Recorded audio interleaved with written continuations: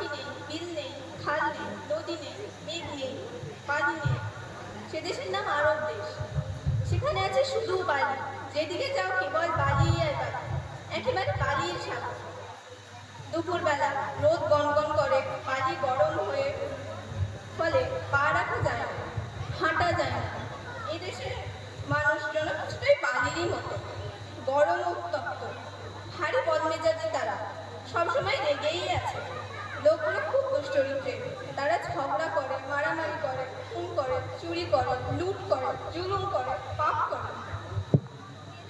1970 খ্রিস্টাব্দে যখন এই দুনিয়া কালো বিশ্রী মনের অন্ধকারে, ঘন অন্ধকারে ডুবে যাচ্ছে, ঠিক তখনই আমাদের নবী হযরত মুহাম্মদ মুস্তাফা সাল্লাল্লাহু আলাইহি ওয়াসাল্লাম এক বুক আলো নিয়ে আলোকিত করে আসেন মা আমিনার কোলে। পৃথিবী যেন ভেসে ওঠে। এই অন্ধকার আচ্ছন্ন রাতের পর তিনিই ছিলেন সূর্যের আলোর প্রথম ছটা।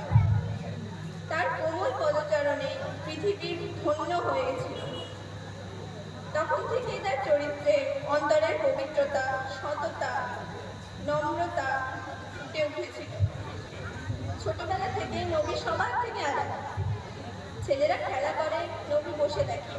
ছেলেরা ঝগড়া করে, তিনি এসে থামিয়ে দেন। ছেলেরা মারামারি করে, তিনি এসে ছাড়িয়ে দেন। কখনো মিথ্যে কথা বলেন না, বড়দের শ্রদ্ধা করেন। শিশু মোহাম্মদ সাল্লাল্লাহু আলাইহি সাল্লাম মাত্র 6 বছর বয়সে তার মাকে হারান। তার আব্বা তো জন্মের আগেই ইন্তেকাল করেছে।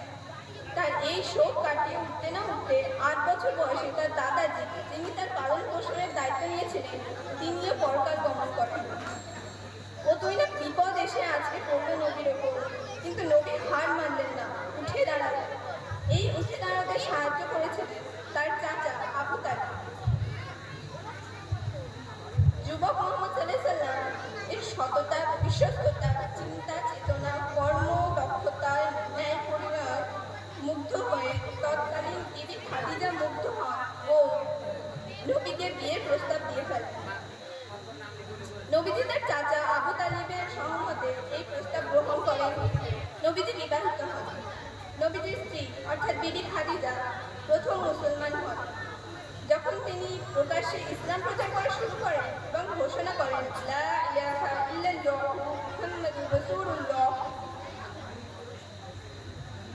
এতদিন বিশ্বাসী সাল্লাল্লাহু আলাইহি সাল্লাম কুরাইশদের কাছে ছিলেন আল আমিন হিসাবে পরিচিত। কিন্তু এই ঘোষণার পর তিনি হলেন কুরাইশ কাফেরদের ভাষায় একজন জাদুকর। তখন টাইম শেষ।